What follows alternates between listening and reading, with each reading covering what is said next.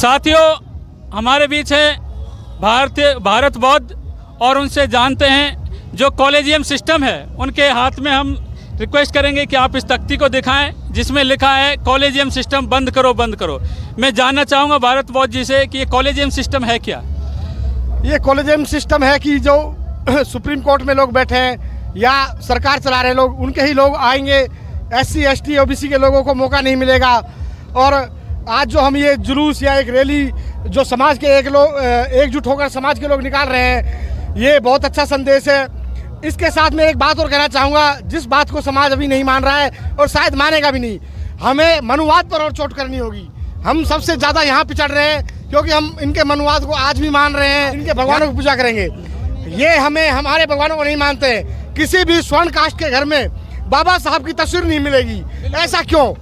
बाजार में हमारी दुकानें नहीं है। बाजार में हम लोग बिजनेस करना चालू करें, चाहे हम ठेला लगाएं, चाहे हम चाय की दुकान खोलें, चाहे हम कैसी भी दुकान खोलें, हमें दुकानें खोलनी होंगी क्योंकि बिजनेस से ही हमारा उद्धार हो सकता है। इन लोगों ने पूरा बाजार पर कब्जा किया हुआ है। बाजार में इन्हीं लोगों की दुकान है। बाजार ये चलाते हैं, सत्ता ये चलाते हैं और हम आरक्षण उपवर्गीकरण का विरोध करते हैं। जय भीम। तो आपका कहना है कि एक तरह से आरक्षण के ऊपर ही हमें डिपेंड नहीं रहना है, मार्केट में अपनी दुकानें, अपने रोजगार हमें रखना होगा और उसकी ओर भी ध्यान देना होगा। केवल आरक्षण के दम पे ही हम आगे नहीं बढ़ सकते क्योंकि एक न एक दिन सरकार इसको बंद करेगी। और हम कह सकते हैं कि जो भारत बौद्ध जी कह रहे हैं कि कॉलेजियम सिस्टम, जैसे वर्तमान में जो CJI हैं YV चंद्रचूड़, उनके पिताजी भी DY चंद्रचूड़ CJI रह के गए, यानी केवल एक बामन फैमिली के मजिस्ट्रेट जो जज बने हैं हाई कोर्ट और सुप्रीम कोर्ट में, केवल बामन परिवारों से वो अब तक बने हैं। इसीलिए बहन कुमारी मायावती जी ने ये प्रेस कॉन्फ्रेंस करके एक डिमांड की कि देश के अंदर हाई कोर्ट और सुप्रीम कोर्ट दोनों में SC ST का और OBC का रिजर्वेशन फिक्स किया जाए जिससे इनमें उनकी सुनवाई हो सके। इसलिए हुए हैं कि बाबा साहब डॉक्टर अम्बेडकर ने जो हमें संवैधानिक अधिकार दिए थे और उन संवैधानिक अधिकारों में सबसे पहले जो बाबा साहब अम्बेडकर ने सोचा संस्थाओं में अगर प्रतिनिधित्व होगा तो के साथ में ये अपने जीवन को छयापन कर सकते हैं, मानव तुल्य जीवन जी सकते हैं। लेकिन हमारे साथियों, इस देश के अंदर जो गैर बराबरी की विचारधारा के जो लोग हैं, जो नहीं चाहते इस देश के अंदर अनुसूचित जाति जनजाति को मान सम्मान मिले, वो लोग अच्छे कपड़े पहने, वो लोग अच्छे घरों में रहें, वो लोग अच्छे। पिछले 10 साल से देख रहे हो ST SC का आक्रोशित आरक्षण खत्म कर रहा था। कहीं कोई वैकेंसी नहीं निकाली जा रही है, प्राइवेटाइजेशन किया जा रहा है।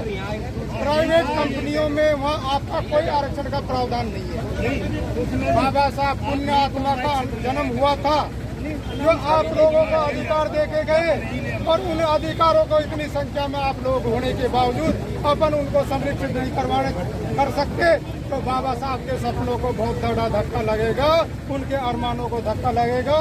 आप वंचित लोगों को, सर्व समाज को, सबके लिए प्रावधान किया उन्होंने। बहुत बड़े लोकतंत्र की स्थापना के लिए उन्होंने जो संविधान दिया, जो अपना एक गीता और महाभारत तो नहीं कह सकते पर उनसे कम नहीं है आप लोगों के। बढ़ाया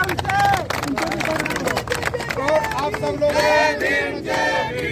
कि आप जो सब आप सब लोग संगठित रहें और संगठित होकर साथ साथ आपको एक साथ कदम से कदम चलने की जरूरत है। बहुत सारी पार्टियों के विभिन्न विचारधाराओं के लोग होते हैं।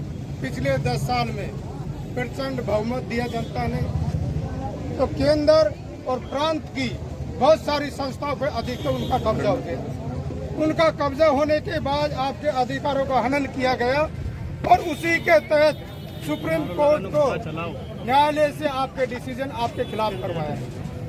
अगर आर्थिक आधार पे कहीं भी आरक्षण का प्रावधान उसमें है ही नहीं संविधान में। ये संविधान की मूल विचारधारा के खिलाफ है। उसमें आप लोगों को जो आरक्षण दिया है समानता पे लाने के लिए, सबके बराबर लाने के लिए और सामाजिक स्टेटस के आधार पर दिया है। आज भी आपका रहन सहन खान पीन वैसा का वैसा है, कोई बदलाव नहीं आया। ये जो है ये ना तो हिंदू है, ये इस देश के मूल निवासी है, तो यहाँ इस पे डिसीजन करना या फिर बदलना ये गलत बात है। तो ऐसे आप देख सकते हैं कि किस तरीके से यहाँ के लोग कह रहे हैं कि आप जो ये आंदोलन चल रहा है, आप देख सकते हैं क्योंकि आप जो ये आंदोलन है, माननीय सुप्रीम कोर्ट ने जो फैसला दिया है, भले ही प्रधानमंत्री ने कह दिया है कि आप क्रीमी लेयर लागू नहीं होगा, उसके बावजूद कितने आक्रोश में हैं लोग, और आप देख सकते हैं। और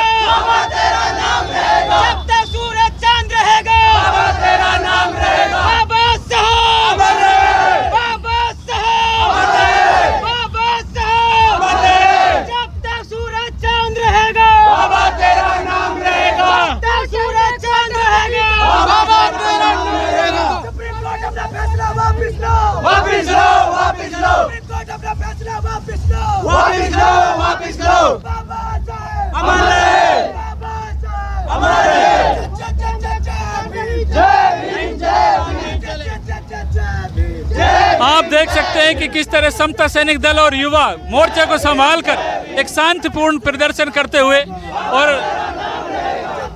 जो मार्केट है उसने भी पूरा सहयोग किया है। और